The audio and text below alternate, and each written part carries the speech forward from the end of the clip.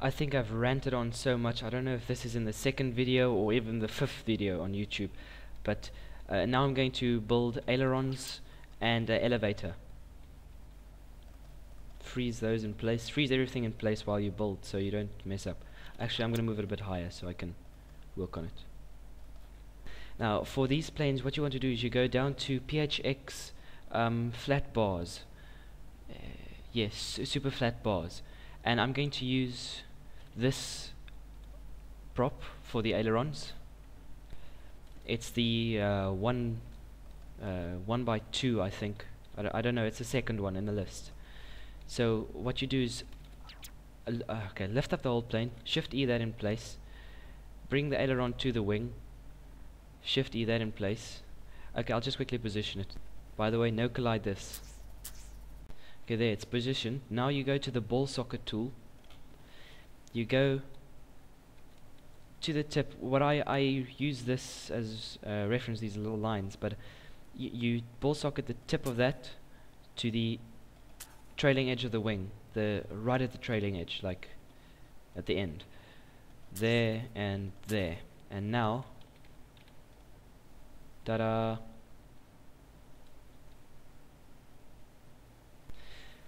Also, these props are pretty heavy, so for now I'm going to change the weight to 8, which we are going to make it. And I'm going to do the other side, and I'm going to do the elevator, and then I'll continue from there. What I'm going to do with the elevator, and I suggest everybody do this for their planes, because I found making an elevator like these ailerons, like placing this little piece at the back there, is very hard to actually make it work.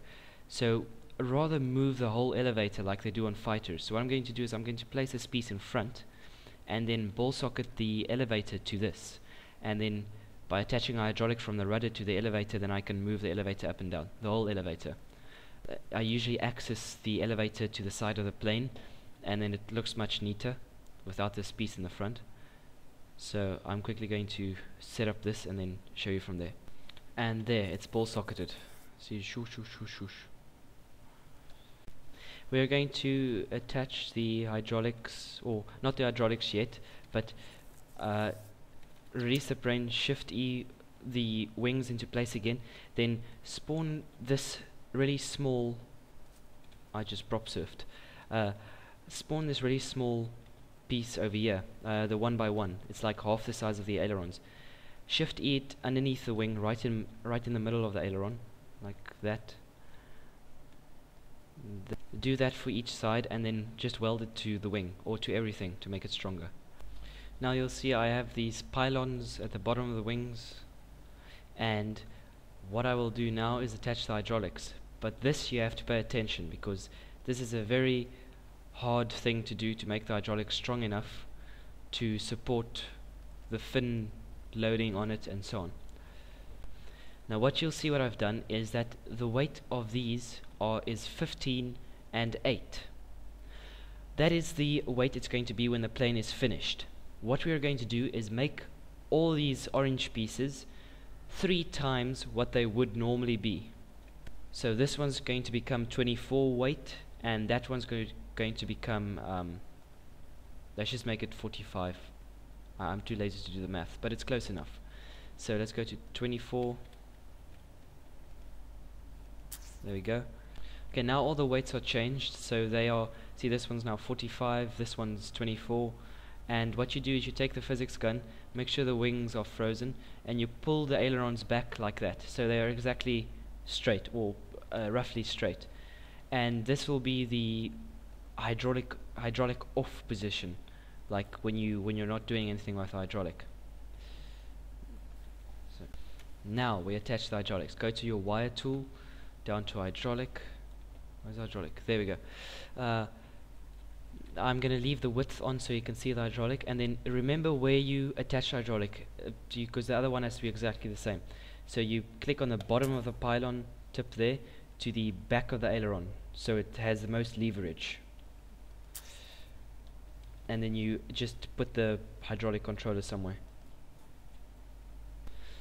I usually make these invisible because I don't know why they have smaller models for the controllers. It doesn't cause a lot of drag, although it does cause a little. but you get control over the aircraft, which is like which doesn't compare. So that goes there, and place a controller.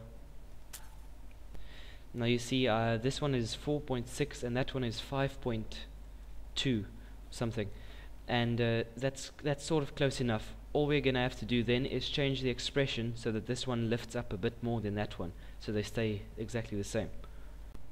Okay, now for the elevator, freeze that, pull it back. Hydraulic, I'm just gonna make hydraulic in one place, to there, place hydraulic, there we go. Now change all the weights back to what they were, and this will cause the hydraulic to be as strong as it would have been in lifting up 24 and 45 weight stuff instead of just 8 and 15. So that one goes from 45 to 24, I mean 15, and this one goes 15, and this back part also goes 15. Well, I just changed the weight of this back part, even though it doesn't have a hydraulic on it. I just made it a bit heavier so it can hold the bearing on it. Well, it's not a bearing, but it's a bearing is a word for load, and that's ball socketed, so it has a bearing on it. And then this goes back to 5. The the vertical stabilizer goes back to 5. And when I release the when I release the aileron, see it goes down just a little bit, and it doesn't even have any inputs. So that just shows you how strong it's actually become.